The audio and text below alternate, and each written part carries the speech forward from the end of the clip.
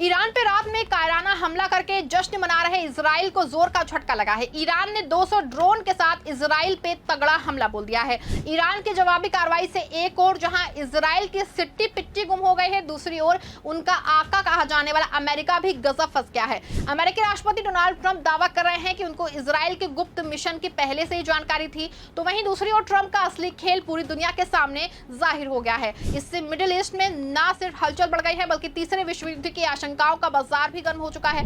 कैसे ईरान ने इजराइल पर तगड़ी जवाबी कार्रवाई की है और कैसे नेतन्याहू और ट्रंप को खेल खुल के जो उनका है वो सामने आ गया है, सब कुछ मैं आपको अपनी इस रिपोर्ट में बताने वाली हूँ। साथ ही इस पर भी चर्चा करेंगे कि इसका असर पूरी दुनिया के किस रूप में होने वाला है। दोस्तों 13 जून 2025 सुबह के 3 बजे जब ईरान की जनता चैन की नींद सो रही थी, इजराइल के 100 से ज्यादा फाइटर जेट, जिसमें से सुपर हाईटेक F-35 भी थे, ने चुपके से ईरान की सीमा में घुस करके हमला कर दिया।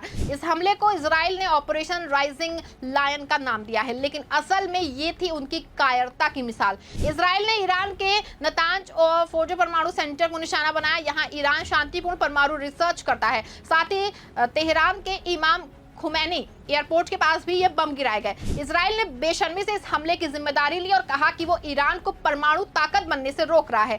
लेकिन सवाल ये है कि इजराइल के पास खुद सैकड़ों परमाणु बम है, फिर वो ईरान को क्यों डरा रहा है? इस हमले में ईरान के 4 बहादुर सैनिक शहीद हुए हैं और टॉप कमांडर जनरल हुसैन सलामी की हत्या कर दी गई है।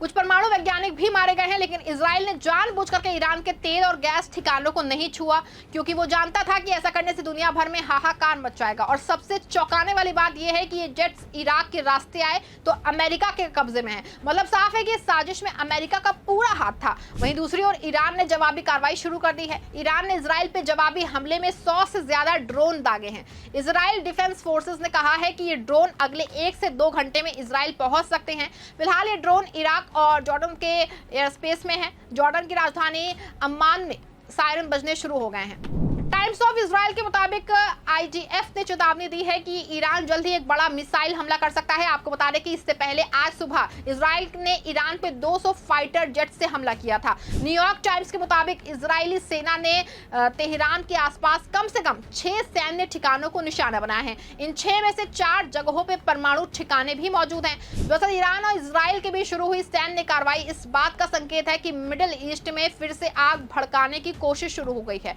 आपको बता दें इसका असली खलनायक अमेरिका है। ट्रंप जैसे ही 2025 में दोबारा अमेरिका के राष्ट्रपति बने हैं, शुरू से ही ईरान के पीछे पड़े हैं। 2018 में उन्होंने ईरान के साथ परमाणु समझौता तोड़ दिया, जिससे मिडिल ईस्ट में तनाव बढ़ा। 9 जून को ट्रंप ने कहा कि इजराइल जल्द ही ईरान के बड़े नेताओं को निशाना बनाएगा। मतलब उन्हें पहले से पता था कि यह हमला होने वाला है। हमले के बाद नेतन्याहू ने भी ट्रंप की नकल की। उसने कहा कि हम ईरान को परमाणु बम नहीं बनाने देंगे। अरे नेतन्याहू जी, आपका देश तो परमाणु हथियारों से लैस है, फिर ईरान को क्यों धमकाते हो? सच तो यह है कि नेतन्याहू अपने देश में भ्रष्टाचार के केस से ध्यान हटाने के लिए युद्ध की आग भड़का रहा है, और ट्रंप वो मिडिल ईस्ट में अमेरिका की बादशाहत कायम रखने के लिए ईरान को कुचलना चाहता है। और रात में हुई कायराना हरकत का खेल भी यही है कि ईरान को कमजोर करना, उसकी परमाणु ताकत को रोकना और मिडिल ईस्ट पे कब्जा करना। ट्रंप ने बार बार कहा कि अगर ईरान ने परमाणु डील नहीं मानी तो सैन्य कार्रवाई होगी, और ये हमला उसी धमकी का नतीजा था। लेकिन वो भूल गए हैं कि ईरान कोई डरने वाला देश नहीं है। इजराइल ने सोचा कि वो ईरान पे हमला करके चुपके से निकल जाएगा, लेकिन ईरान ने ऐसा पलटवार किया कि तेल अवीव में नेतन्याहू के पसीने ही छूट गए। 13 जून की दोपहर ईरान ने ऑपरेशन ट्रू प्रॉमिस के तहत इजराइल पे 100 से ज्यादा हथियारबंद ड्रोन्स और दर्जनों बैलिस्टिक मिसाइलें दागी।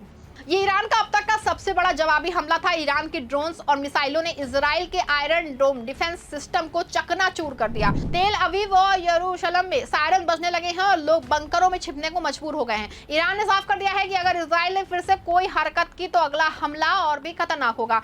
ईरान के सुप्रीम लीडर अयातुल्लाह खामनोई ने कहा कि इजराइल को इस कायराना हमले की सजा मिलेगी। ईरान की सेना ने पहले ही अपनी बैलिस्टिक मिसाइलें जैसे कयाम, जुल्फिकार और फतह 313 तैयार कर ली है। साथ ही ईरान की खुफिया एजेंसी ने इजराइल के गुप्त परमाणु ठिकानों की जानकारी जुटा ली है। ईरान ने चेतावनी दी है कि अगर इजराइल ने दोबारा हमला किया तो वो न सिर्फ इजराइल बल्कि मिडिल ईस्ट और लाल सागर में अमेरिकी ठिकानों को भी निशाना बनाएगा। और सिर्फ ईरान ही नहीं, उसके दोस्त हिजबुल्लाह, हुती विद्रोही और इराक के मिलिशिया भी इजराइल के खिलाफ तैयार है।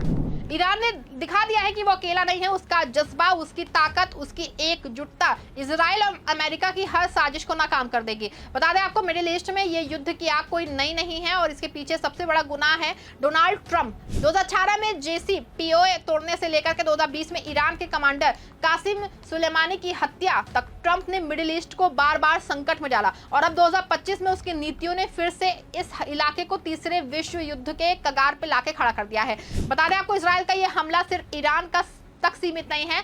गाजा में हमास, लेबनान में हिजबुल्ला और यमन में हूती, हर जगह इसराइल की आक्रामकता ने तनाव बढ़ाया है। ट्रंप की अमेरिका फर्स्ट नीति ने शांति की हर उम्मीद को कुचल दिया है। वो एक तरफ ईरान से परमाणु डील की बात करते हैं, दूसरी तरफ इसराइल को हथियार भेजते हैं। ये दोहरा खेल मिडिल ईस्ट को तबाह कर रहा है। IAEA की रिपोर्ट में कहा गया है कि ईरान के पास 60% तक सर्वाधिक यूरेनियम है, जो कि 9 से 10 परमाणु बम बना सकता है। लेकिन ईरान बार बार कहता है कि उसका परमाणु प्रोग्राम शांतिपूर्ण है। फिर भी अमेरिका और इजराइल इन दावों को अपनी साजिश का बहाना बनाते हैं। रूस और चीन ने इस हमले की निंदा की है और अगर तनाव बढ़ा तो ये एक वैश्विक युद्ध का रूप ले सकता है। इजराइल के इस हमले और ईरान के पलटवार ने पूरी दुनिया को हिला दिया है। हमले की खबर आते ही तेल की कीमतों में 4.5% उछल के जो है $69.23 प्रति बैरल तक पहुंच गई है। अगर ईरान ने होर्मुज़ जलमंजूर मध्य बंद कर दिया तो तेल की कीमतें और आसमान छू लेंगी। इसके अलावा आपको बता दें कि सोने की कीमतें भी बढ़ रही हैं, क्योंकि तनाव के वक्त लोग सोने में पैसा लगाते हैं। गैस की कीमतें भी उछाल पे हैं, जिससे यूरोप और एशिया में ऊर्जा संकट का खतरा है।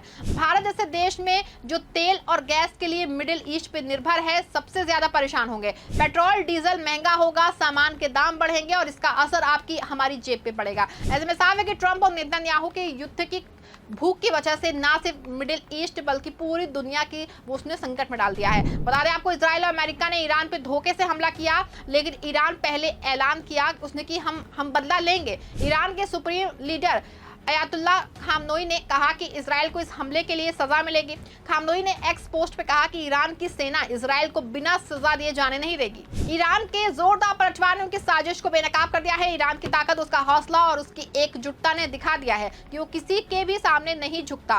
ट्रंप और नेतन्याहू ने मिडिल ईस्ट को युद्ध की आग में झोंक दिया है, लेकिन ईरान इस आग से और मजबूत होकर निकलेगा। लेकिन अगर इजराइल और अमेरिका युद्ध थोपेंगे तो ईरान उन्हें ऐसा सबक सिखाएगा कि वो कभी नहीं भूल पाएंगे।